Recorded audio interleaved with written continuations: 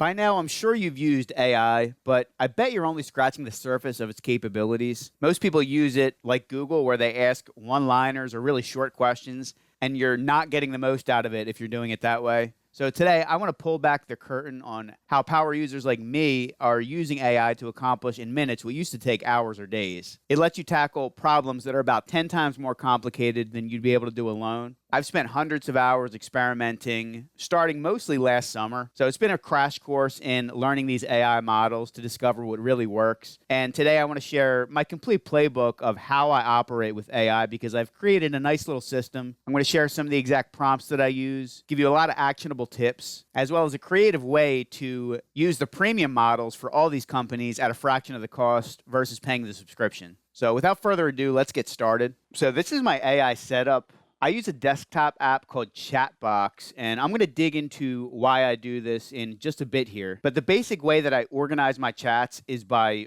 creating roles. So on the left-hand side here, you can see that I have roles created for all the various tasks that I do in my day-to-day job with websites. So the ones that I use most frequently are this software developer role. This is what I use to write code. I just recently created this one called the thinker role, which I found this prompt on Twitter. Somebody posted it, and it's more of a way to create an implementation plan. And you can pair this with a thinking model. If you don't know what that is, I'll discuss that as well in this video. And some of my other roles here, I got an author role, which this is what I use for writing, specifically blog posts or website page content. And then if I'm going to do something like a sales page or try and sell something, I'll use this copywriter role. I recently created this home projects role, so this is just for my own knowledge. If I have an issue, something around my house, for instance, I just had a plumber come by, he gave me a quote, and I basically plugged in all the information that he wrote in that quote and asked AI to give me an estimate, and it gave me a low range, a mid range, and a high range, and the mid range was exactly what the plumber quoted.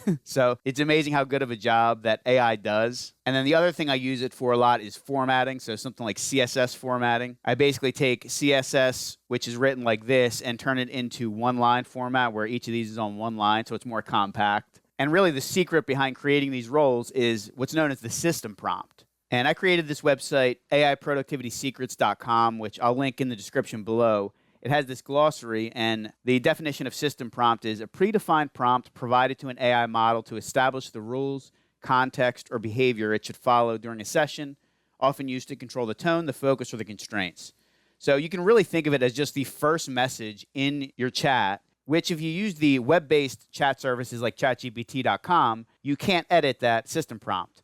But if you upgrade to their premium plan, you can create what's known as custom GBTs, and that's basically the same thing that I'm doing just with the desktop app. And I saved this, which I came across, and this is supposedly Claude, which that's another AI tool. I like it specifically for coding, but it's created by this company Anthropic, and this is the system prompt for Claude. It's defining itself as Claude, an assistant. It tells it the current date, so if there's any date-based questions, it can return that because the AI model doesn't know the date. That's not programmed into it. So it basically forms the personality behind the assistant that you're chatting with on Claude.ai. But like I said, the power of the system prompt is creating your own system prompt for your specific tasks with as much context about your tasks as possible. So let me just dive into one of my system prompts here. And I'll start with a simple one, which is this YouTube transcriber. So I use this to download the transcript from YouTube. I just copy and paste it, but that transcript doesn't really have any punctuation. It's basically just like one long run-on sentence. So with this YouTube transcriber role, the only goal that I have is to turn that into structured paragraph text. And just a quick note, this is another fundamental that it's better to do one specific task with AI and break that into multiple tasks as opposed to trying to do everything in one. For instance, you wouldn't want to take a raw YouTube transcript and try and turn that into a formatted blog post in one shot. So if you look at this system prompt, the first thing you'll notice is that I'm using this XML formatting. And stick around because I'll show you exactly how and why I use XML or another formatting method, which is called Markdown, which you may or may not have heard of. But basically, it's just a way to organize the prompt. So I have these XML sections for the role. And the role here is you're a wise, experienced American author and copywriter who expertly transforms raw video transcripts into polished written content while preserving the original meaning and flow. And then I have these other sections here, the skills, the principles, the instructions, and the formatting. So I'm not going to read through all of these, but you can see A couple of the skills: master level command of the English grammar, punctuation, and sentence structure. Because again, my goal of this is really just to format a run-on sentence into coherent paragraph structure. And for instance, I'm using this a lot for tutorials that I create, like video tutorials like this, turning the screencast into a blog post. So I specifically have, under the principles section here, maintain step-by-step accuracy in tutorial content. So this is where you get the most power from AI. It's not just, me giving you my prompt. You have to go through and customize your own prompts so they fit seamlessly into your workflow or into the way you think, the way that you like things output. So let's go down to the formatting here.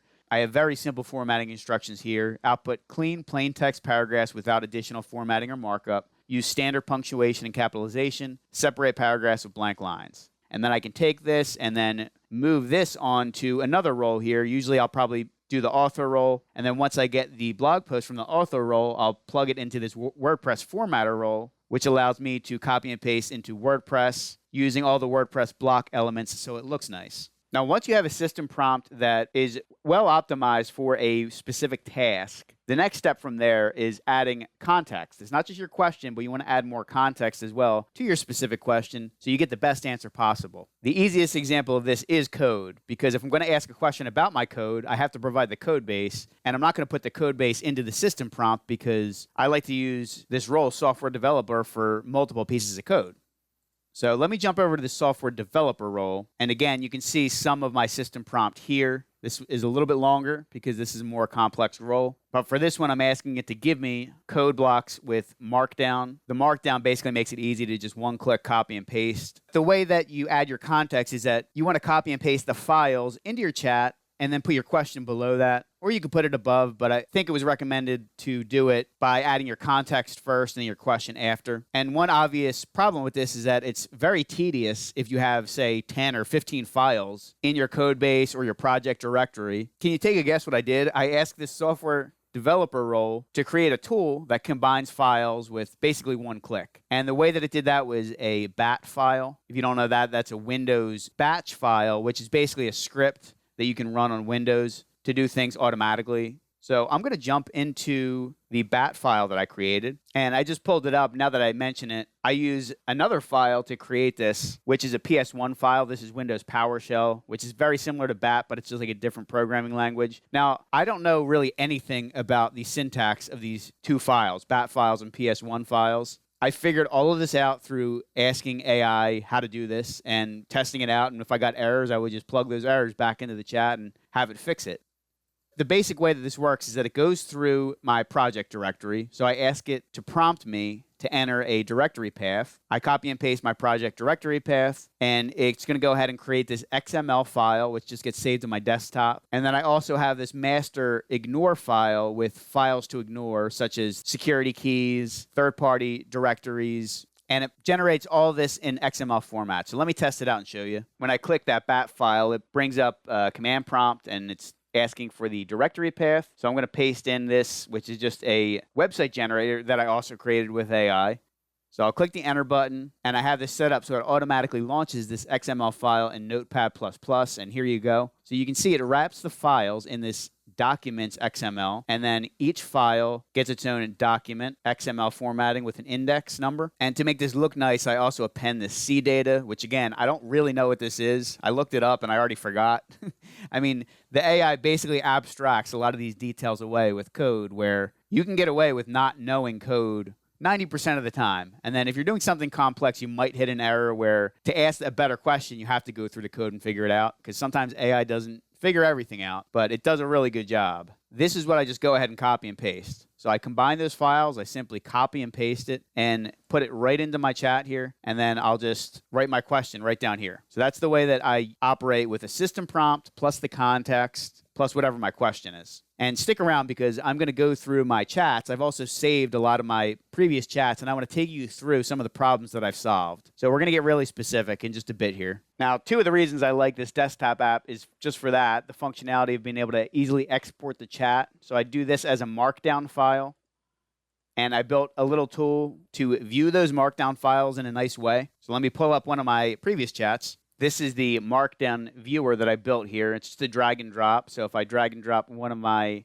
conversations here, you'll see how it works. So this is something I spent maybe like a day or two with to build. It takes that markdown formatting and marks it up and makes it look a lot nicer like this, where I have the question that I'm asking, the assistant responses, and it looks like this one doesn't actually have a system prompt, which I know some of these other chats do. So let me drag and drop this one, and yeah, this one has the system prompt. So this is using my dog trainer role. My sister just got a new puppy, and as the name suggests here, he's a biter.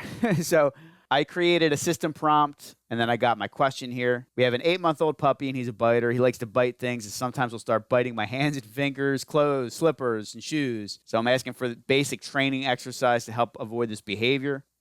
And you can kind of just see how this looks. If I want to go back in here, the reason I did this is because who knows how I want to use this in the future. You know, I may be able to plug this in and summarize it as context for a future chat. For the code questions, I was thinking, you know, I could probably use some of my chats as tutorials, just like this one. And once you start using AI, you realize that the context is everything. So the more context you have, the better. And it doesn't take much time to save these chats. You know, I usually save my roles every like handful of days to make sure that I have my history of conversations and I have a copy of it where it's not just, you know, on ChatGPT servers or whatever. So another important note here with context management is when to clear the context. So usually if you're using something like ChatGPT, you just start a new conversation. Basically, your context window is just your entire conversation length along with the system prompt. And the longer that gets, from what I found, the worse the answers get. And sometimes the AI will get confused. This is especially true with code, where let's say it gives you the code to begin with, and then you go through a couple iterations of either fixing errors or adding new features on. And then sometimes it confuses the first version of the code with the newest version of the code. So in that case, I usually like to just clear the context, use my file combiner and get the most updated version of the code that I have saved and ask a new question. And not only does that give you better results, but you also save money because by using this desktop app, I'm using what's known as the API, and I'll discuss that a little bit more next. But all that really means is that I'm paying per usage. So let me just ask something really simple to the software developer role. I'll just say, write a skeleton HTML file for me. And you can see here I'm using whatever model I select. So I'm using Claude's 3.7 Sonnet. This is my favorite one for code. One of the reasons I like the desktop app is that it lets you choose whatever model you want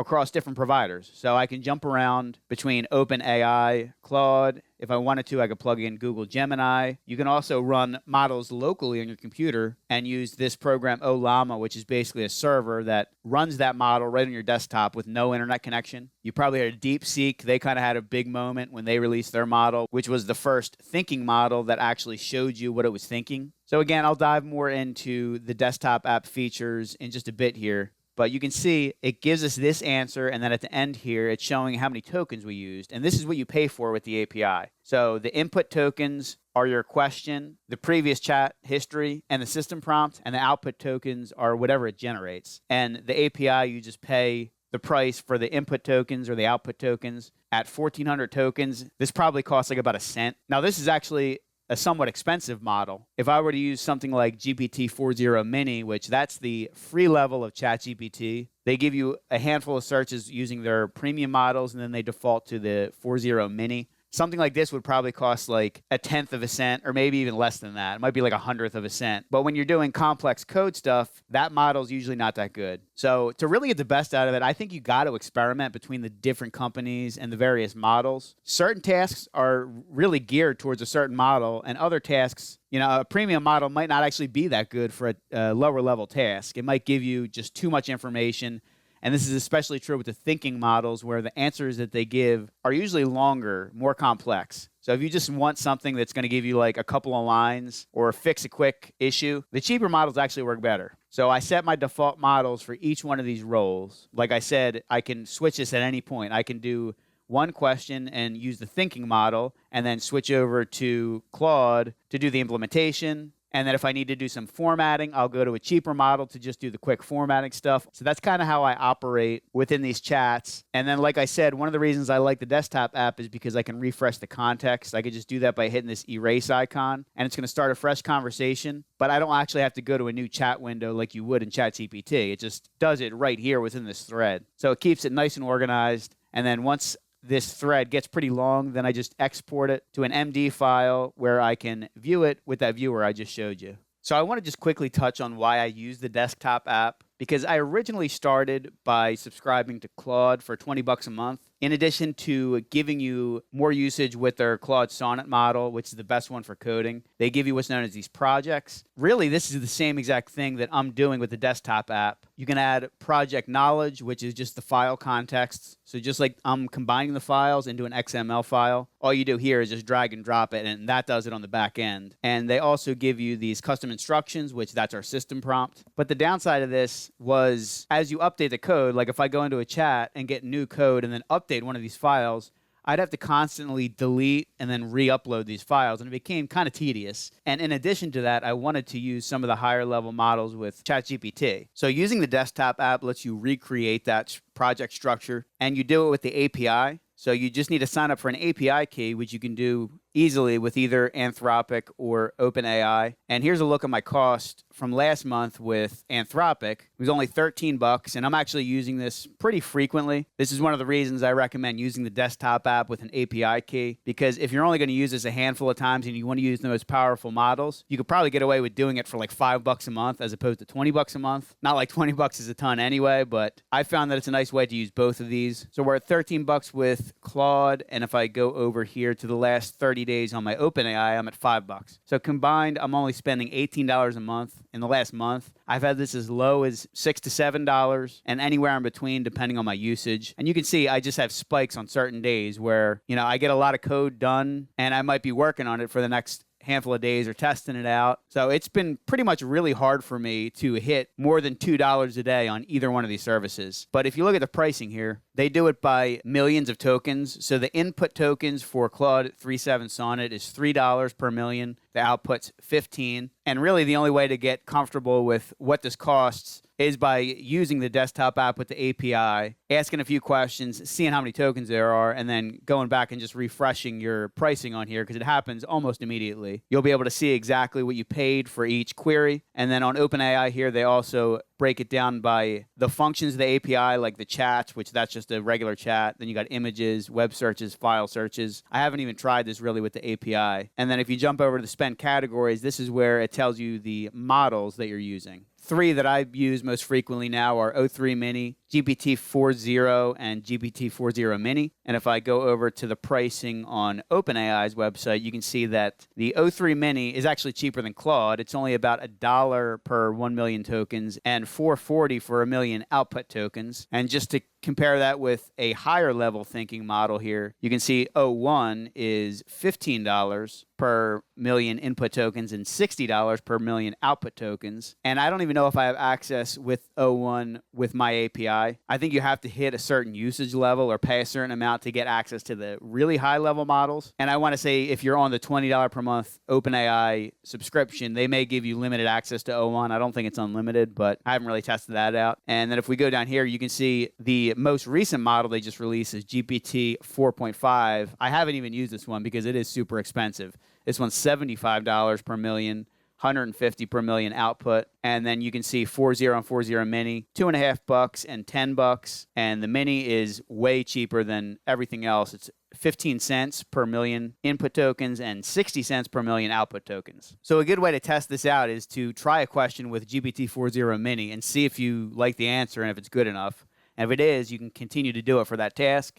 And if it's not, you can kind of step up at each level to use either 4.0, Claude 3.7 Sonnet, or test out the thinking models with OpenAI. So just to step through a couple more features here that I like about the desktop app. As I mentioned, you can clear the context whenever you want, which when you're using the API, that saves you money and also gives you better answers, in my opinion. You can upload images. Only certain models with the API accept images. So if you test this with a model that doesn't, you'll just get a little error message at the bottom. You can import files, but like I said, I actually prefer to copy and paste my context because I've had issues with this app, I think, cutting off the end of the file. Like I wasn't able to verify that because when you export, it doesn't show the included files. So I wanted to keep pretty much my entire context in the MD files when I export them. So in order to do that, that's why I created that file combiner. If you paste in a link here, I think it will automatically try and read through that web page. I think that does that locally just through a Windows tool. And it looks like they also have a web browsing option, which I haven't really even tested this out. Usually, if I want to use web browsing, I will go to the web app for some of these services. I kind of like using Perplexity for that. That's another AI chat service, but I don't think they have their own models. They really just plug in these other models and let you choose. And they include DeepSeek on there, which their main feature is that they host DeepSeek, because you might know that DeepSeek is a Chinese company. They host that within the United States. So you have a little more peace of mind there if you're using that with your security. And then here we have custom settings for the conversation. So this is where you get to choose your API provider, and then you can choose the model from the drop down. You can select how many messages you want in your context window. So if you want to keep this like a rolling window with maybe 10 messages or 20 messages, you can do that. I usually put these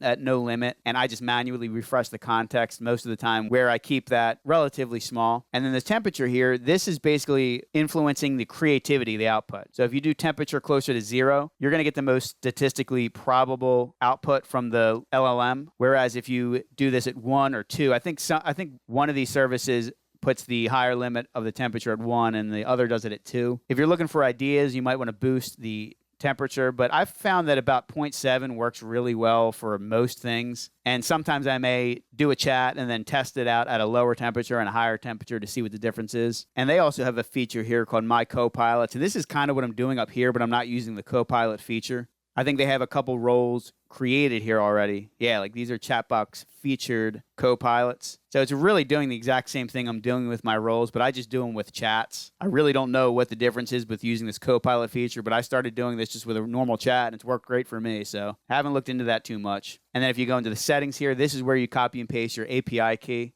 You can choose from any one of these providers that they have here. They got all the major providers, as well as, like I mentioned, the local provider, Olama, if you want to run these models on your computer. Now, obviously, the model that you run on your computer is not going to be as powerful as the one that these high-level companies provide. But if you want to do something with private data, like say you want to like paste in a password or something and not worry about sending that, to the internet, you can use one of these local models.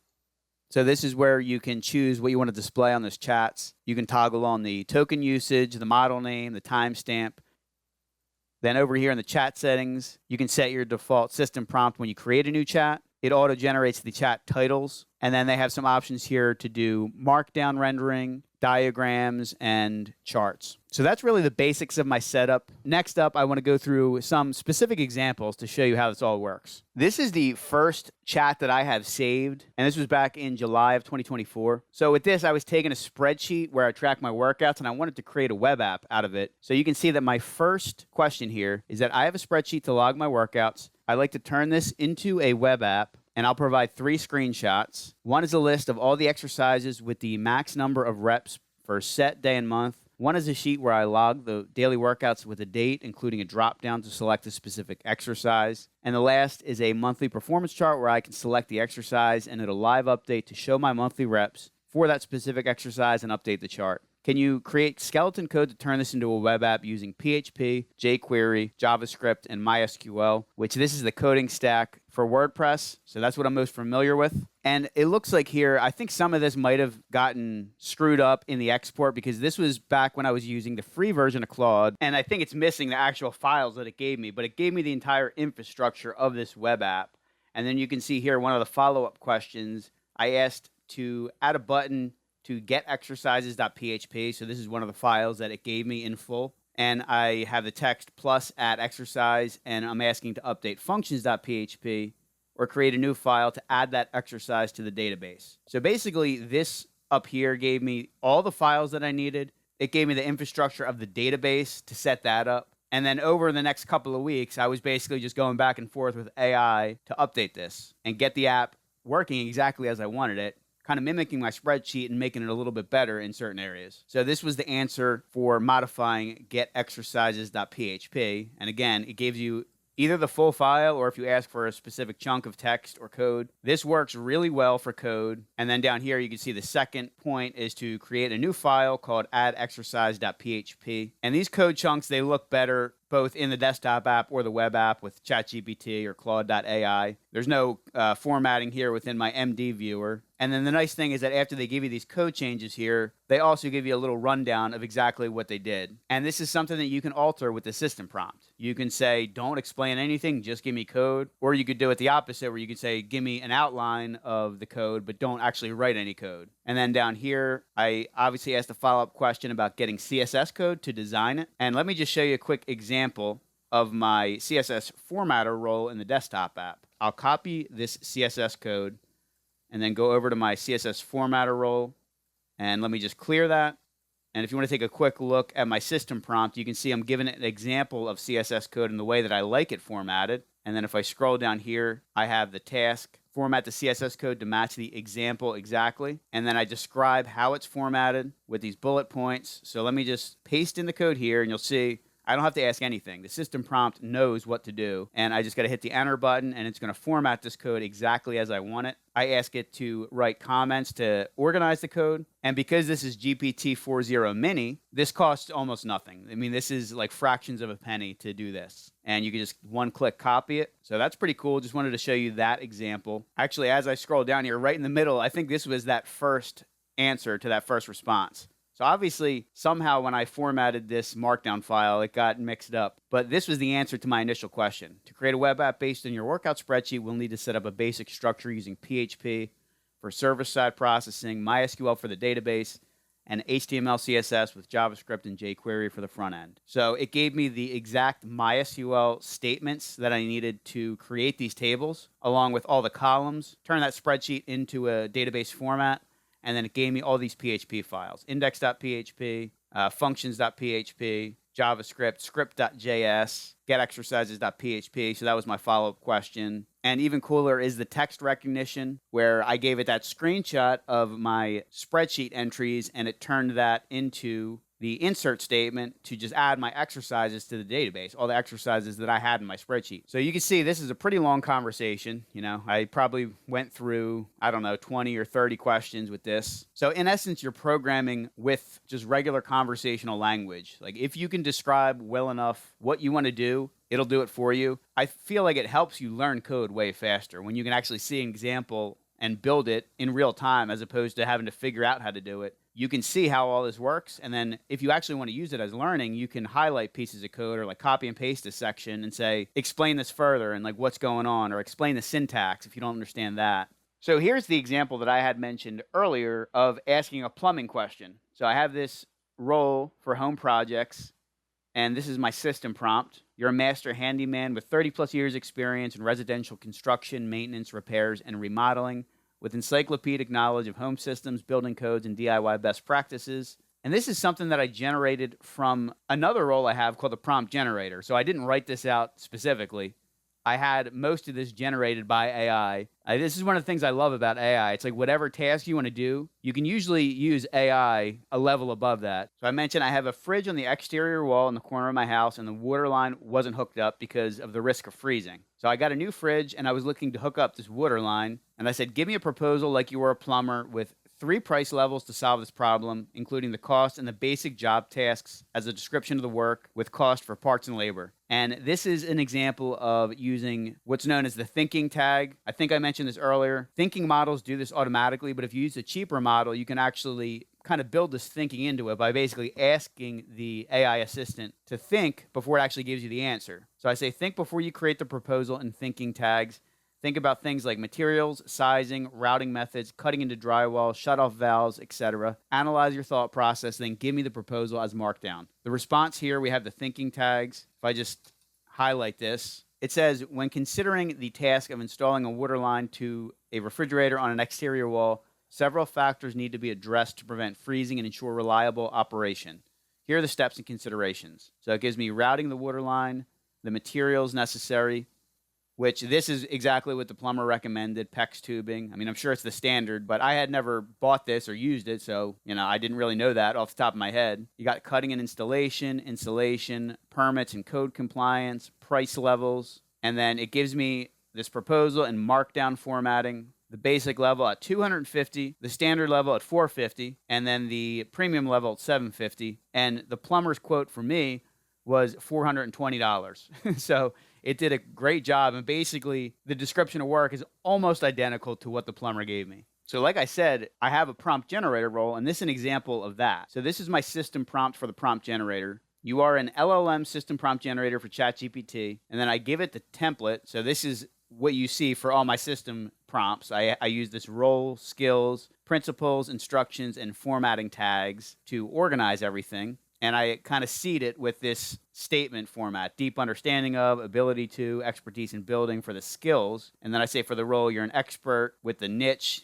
And something you can do to give you better results is provide examples. So for this one, I included what's probably my most complicated prompt, and that's the software developer role. So I give that as an example in the example tag. These are my instructions for that. Use the prompt template and fill in the XML tags with detailed information for role, skills, principles, instructions, and formatting for the requested role. The content within each XML tag should be concise bullets in plain text. List the top essential skills and principles for the requested niche. For the instructions and formatting, use one-sentence directives starting with active verbs. I tell it to look at the example for a meticulous prompt for a software developer role. A couple times when I did this, it was wrapping the answer in this prompt template tag that I mentioned up here. So I have to specifically ask it to not include that parent tag in the response. That's kind of an example of just iteratively getting better with your prompt. You know, I started with a prompt, I got some responses, I noticed the mistakes in the responses, and I used that as feedback to improve this prompt, which I now use.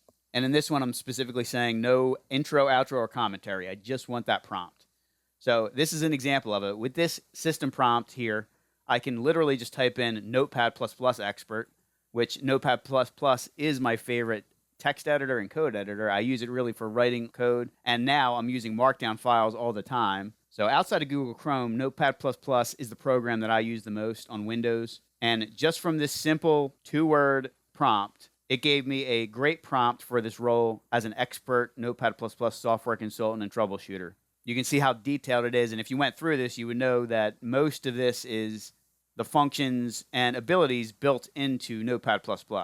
And for this, just looking at some of the formatting requests, use bullet points for sequential instructions, enclose keyboard shortcuts and brackets. So this has been incredibly useful as a prompt. It's almost like a meta prompt because anytime I want to create a new role, I always start by just doing something simple like explaining in just a couple of words what I want. And then, like I said, I iteratively go through it, test it out to get to a point where I like the role the way it is, and I just continue to use it. So that software developer role, I've only updated that maybe once or twice in the last couple of months. But before that, I probably updated it like 15 or 20 times. So here's a good example of writing content. This is my author role. So originally I had this role set up also with WordPress formatting built in, which if I scroll down, you can see that down here.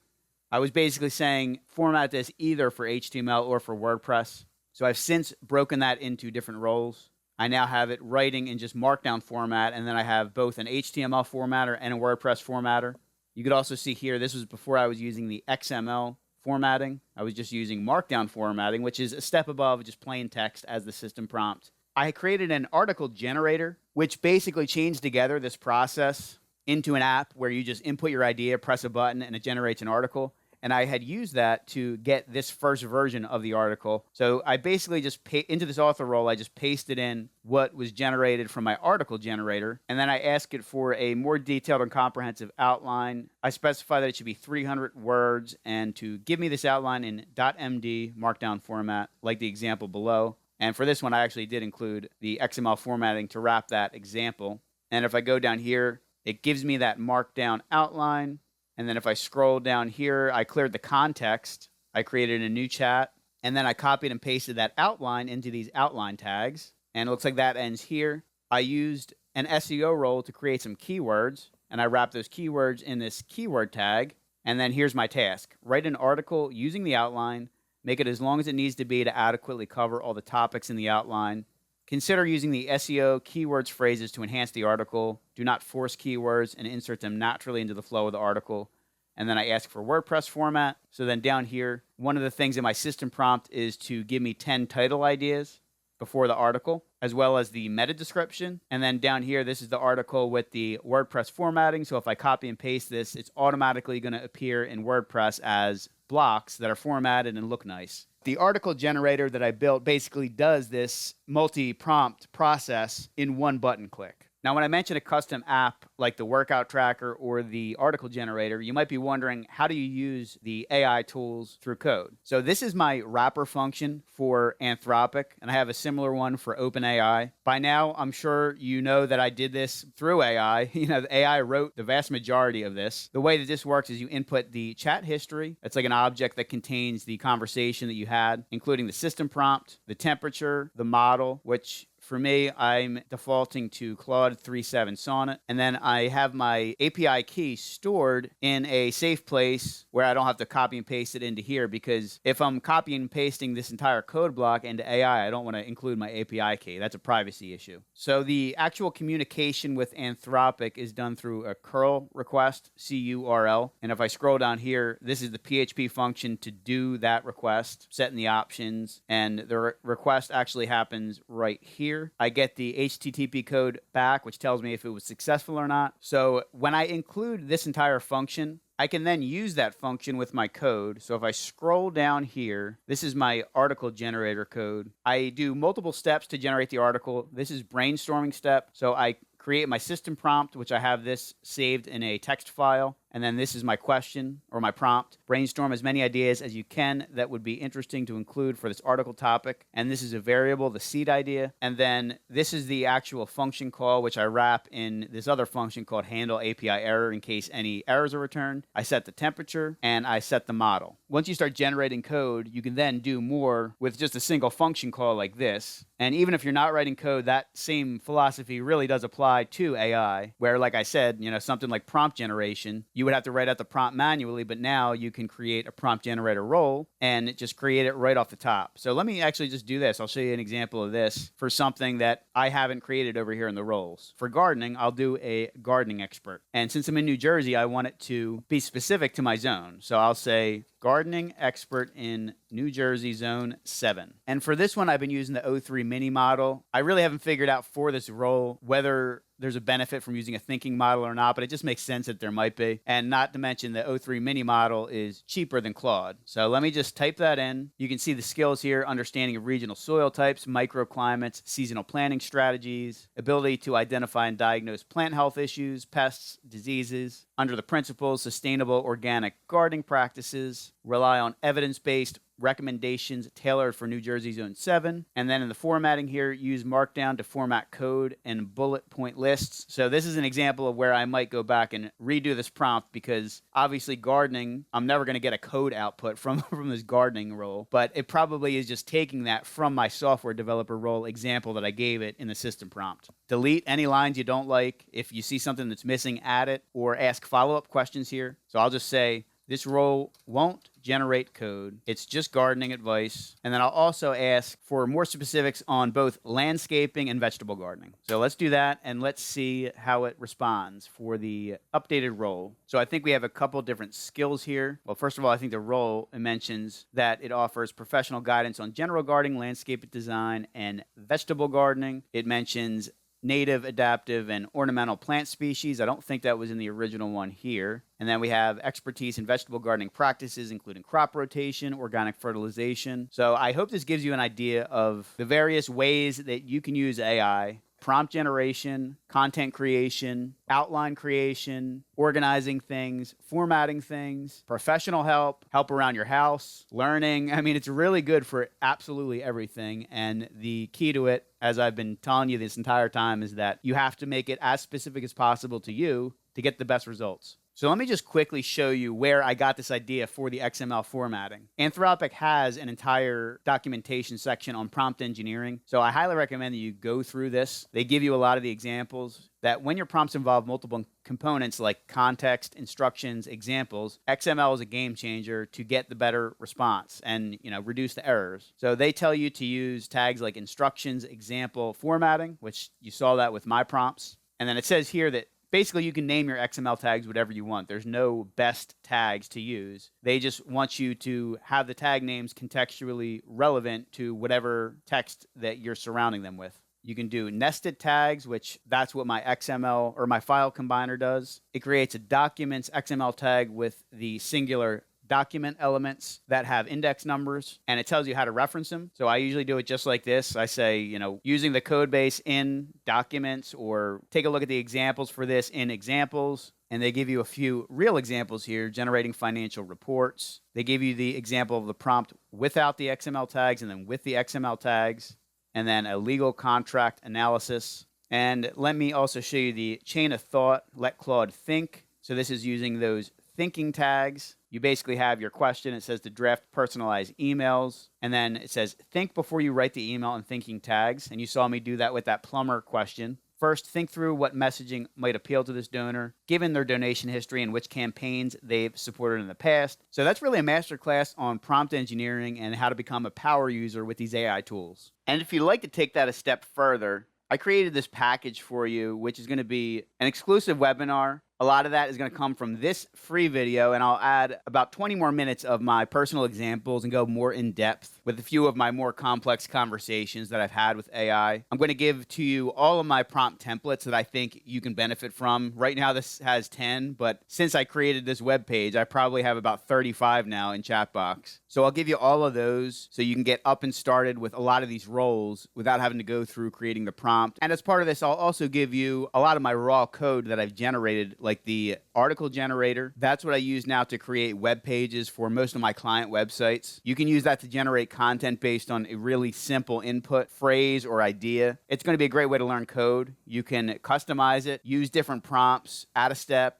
I'm also going to include this website generator that I've been using to build a couple of my latest client websites, clients that don't really need that much customization, and they're not going to actively update the site with blog posts or anything like that. I'll give you a bunch of my bat files that I created, including ones to resize photos in one click, and of course the file combiner, which you're going to use all the time if you are using these role-based system prompts. You can also go through some of these free guides on my website. I have a lot more information, background information, if you want to get up to speed with how the AI works. And things move really fast in the AI world, so I'll keep this up to date. And I'm reworking my homepage for this site. I'm going to create this other giveaway, which right now doesn't exist, but hopefully by the time you watch it, it will. I'm going to boil down some of my more complex system prompts into highly actionable AI prompts that will double your freelance output. So that's everything I wanted to share today. Last but not least, make sure you give this video a thumbs up if you liked it, and subscribe to my channel if you want to see future videos like this one. I'd love to hear your use cases of AI, or if you've used it to make a task a lot easier for you to handle. A lot of the ways that I've learned it is just by seeing people on Twitter or elsewhere posting really specific examples, and I get an idea from that and figure out how I can use it for my own.